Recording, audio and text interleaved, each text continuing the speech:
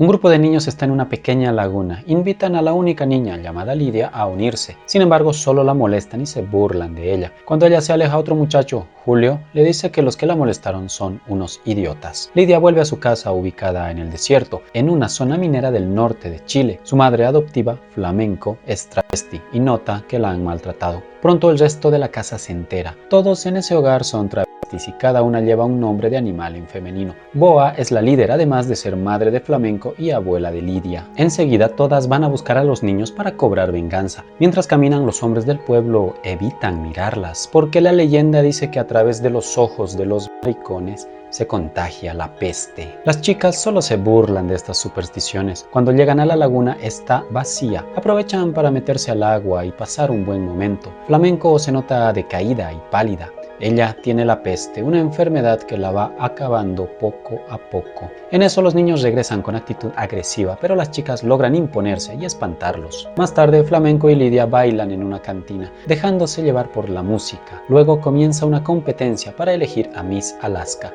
la chica más linda. Ellas desfilan una por una hasta que llega el turno de Flamenco, quien ha ganado varios años consecutivos. Esta obra expone la exclusión de una familia queer de la sociedad, luchando contra la hostilidad del mundo en los años 80. El hecho de que la historia se desarrolle en un lugar tan alejado como el desierto, en medio de la nada, es una analogía de cómo estas familias viven su día a día, aisladas de la sociedad. Un dato sorprendente es que aproximadamente el 40% de los jóvenes de entre 13 a 24 años que se consideran como LGBT han considerado el suicidio. El rechazo social y familiar que sufren los obliga a ocultar sus relaciones por miedo y vergüenza. Esto se agrava en América Latina por aspectos culturales. Esta marginación hace que sobrevivan en contextos hostiles. La infelicidad social y familiar los hace crear su propia comunidad y ser bastante unidos, como se ve en la película. Mientras más fuerte es su dolor y su lucha, más fuertes son sus vínculos. Durante la presentación entra Giovanni, un sujeto que le quita el micrófono y la amenaza con un arma. Ambos han tenido contacto íntimo en el pasado. Giovanni le pregunta si alguna vez lo amó, pero recibe una respuesta negativa. Además, quiere saber por qué tiene la peste y exige a Flamenco que se la quite. Ella le dice que eso es imposible, causando que Giovanni se enfurezca y la golpee, desatando una pelea donde varias lo neutralizan y lo echan. Otro momento, Flamenco le cuenta a Lidia que muchos mineros desean a las travestis, pero que las mantienen como un secreto. Ella no quiere morir siendo un secreto. Lidia le dice que algún día llegará alguien que la quiera sin avergonzarse. Flamenco recuerda cuando dejaron a Lidia abandonada en la puerta de la cantina y cómo prometió protegerla como una madre. ¿Y qué hay sobre un niño que crece en una familia de estas características? Estudios indican que niños criados por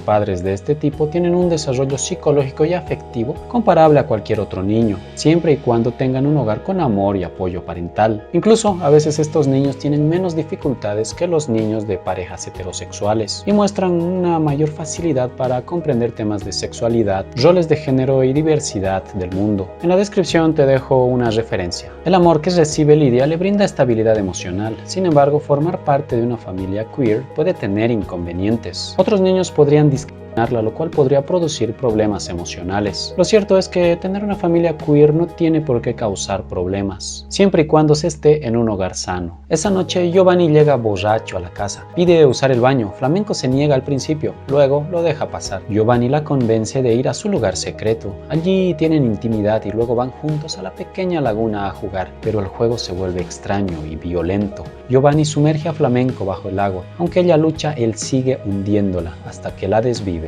Las chicas se dan cuenta de lo ocurrido y cuando van a la laguna encuentran a Flamenco sin vida y golpeada. Lidia queda devastada. Se acuesta en la cama de su madre extrañándola. Más tarde, Lidia busca venganza. Toma unas tijeras y va a la casa de Giovanni marcada con la palabra apestado. Dentro, Giovanni está ebrio, destruido, pidiendo ayuda a una deidad. Lidia entra por la parte de atrás. Cuando él la oye, se esconde bajo la cama. Lidia busca y no lo encuentra. Solo ve un mensaje escrito en el techo de su habitación. Me perdí en tu mirada misteriosa. Un vecino le dice que Giovanni no está, que se fue a la capital, Santiago. Después Lidia va a la pequeña laguna y ahí se encuentra con Julio. Ambos se llevan bien, juegan y hay química. Ella le pregunta sobre la peste. Él le cuenta lo poco que sabe, la historia de Flamenco y Giovanni. Dice que durante un concurso de Miss Alaska, Giovanni quedó fascinado con Flamenco. Hablaron a solas, fueron a un lugar privado y allí Flamenco lanzó unas luces brillantes desde sus ojos que entraron en Giovanni, transmitiendo transmitiéndole la peste. Al enfermar de la peste, todos empiezan a morir poco a poco. Al menos eso es lo que se dice en el pueblo. Lidia se pregunta por qué los hombres se enamoran si es tan peligroso. Posteriormente, varios mineros liderados por Clemente llegan a la casa de las chicas, acusándolas de esparcir la peste. Dicen que quedarán restringidas y vigiladas. Entran a la fuerza y someten a las chicas. Luego les vendan los ojos y asignan a un minero para vigilar a cada una. Los ojos son el espejo del alma. A través de ellos logramos una conexión íntima y emocional. Como decía Cara Cortada, los ojos, chico, nunca mienten. Esta obra utiliza la mirada como elemento de vínculo emocional, como ocurre con Lidia y Julio. Sin embargo, también la utiliza como algo más oscuro, como un elemento que trae la desgracia. En muchas culturas existe la creencia del mal de ojo, donde una mirada envidiosa o desagradable puede traer daño o enfermedad. La película utiliza esto en su narración, pero en este caso el mal de ojo está vinculado al deseo. El deseo es el elemento clave que hay que neutralizar para no contraer la peste. En este caso, una mirada deseosa puede atraer la desgracia o la enfermedad. Por ello, y por la gran desinformación de ese momento, los mineros tienen esta creencia sobre la mirada. Poco después, Boa es vigilada por Clemente. Ella le dice que le puede leer la mano y él acepta. Cuando lo hace, descubre que él tiene una hija a la que ama mucho. Al mismo tiempo, los vigilantes y las chicas empiezan a llevarse bien y llegan a empezar a tocarse. Lidia y Julio, al ver esto, se marchan. Más luego, hablan con Leona, una de las chicas. Ella cuenta que en el pasado un minero la quería mucho y un día fueron juntos al desierto, pero allí los emboscaron varios hombres y uno de ellos le arrancó un... Dice que ese es el único tipo de amor que las chicas como ellas pueden recibir. Por eso pidió que la peste se convirtiera en un don de los maricones para contagiar a los demás como venganza. Cuenta todo esto mientras está sentada en el inodoro con evidente dolor.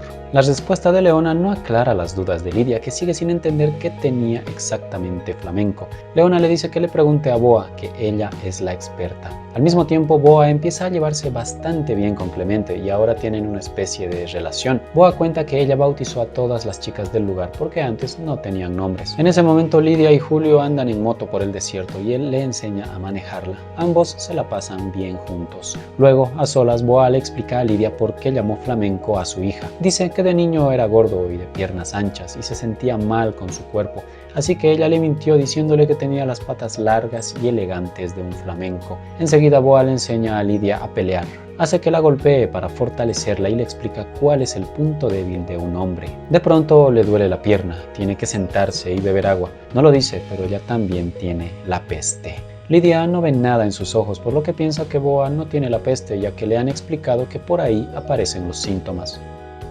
Cierto tiempo pasa e Isabel, la hija de Clemente, llega en auto con sus hijos. Han ido para la boda de Clemente y Boa. Boa aparece montada en un caballo, vestida de novia. Hay una ceremonia sencilla y luego una gran fiesta con música, baile y alcohol. Durante la celebración, las chicas empiezan a hablar de Giovanni y Lidia escucha que él nunca se fue del pueblo. Al día siguiente, mientras los demás duermen, busca un arma oculta en la casa y va con Julio a buscarlo. Giovanni está parado frente a su puerta, fumando. Lidia le apunta y le dispara, acabando con su vida. Poco después, los familiares de Giovanni llegan a la casa. Lidia se sienta en la cama junto a su madre, quien esconde el cadáver bajo la cama. Luego ambas limpian el cuerpo y Lidia pregunta a la mujer si alguna vez vio algo extraño en los ojos de Giovanni. La señora nota su ingenuidad y le explica cómo se contagia realmente la peste. Se da cuando dos hombres tienen relaciones y uno deja el semen dentro del otro. Dice que lo demás son inventos y que no existe cura en ninguna parte del mundo.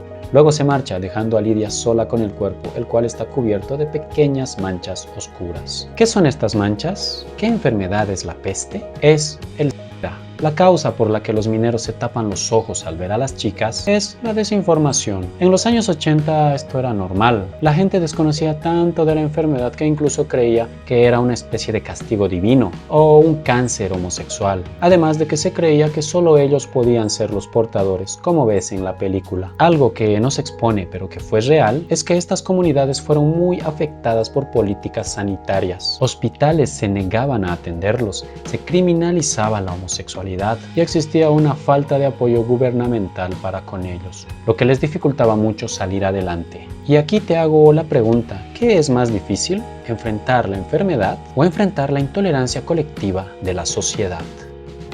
Pasa cierto tiempo, ahora Boa está más flaca y también tiene manchas oscuras en el cuerpo. Aún así sigue siendo cariñosa con Lidia. Ese día Isabel llega de visita y todos comen juntos. A solas Boa dice que quiere que Lidia se vaya con Isabel a Santiago para que pueda estudiar, pero Lidia no quiere marcharse. Más tarde Boa y Lidia están a solas. En ese momento llegan las hijas de Isabel que quieren jugar con Lidia, pero ella se niega. Esto causa que Boa se moleste y la eche diciéndole que la deje sola y luego obligándola a marcharse a Santiago. Resignada y triste, Lidia se despide de Julio. Ambos se miran por última vez. Posteriormente, Lidia sube al auto con las niñas. Con el tiempo se queda dormida. Las chicas travestis se acercan a despedirse en silencio, al mismo tiempo que Isabel se despide de su padre y está lista para arrancar.